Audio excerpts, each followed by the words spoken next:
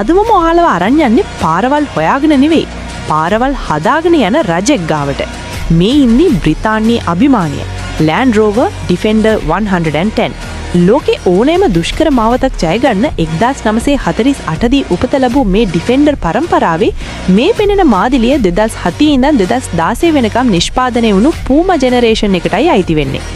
මේකේ තියෙන ඒ ඍජු කෝණාස්ත්‍රාකාර රළු පෙනුම දශක ගණනාවක් ගියත් තවමත් ලෝකී most iconic මෝස්තරයක් විදිහට සැලකෙනවා.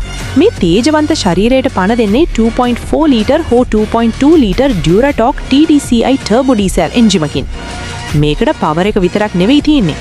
ඕනෑම මඩක කන්දක නොසැලී ඉදිරියට යන්න ඕන කරන 360 Nm දැවැන්ත ටෝක් එකක් මේ එන්ජිම සතුයි.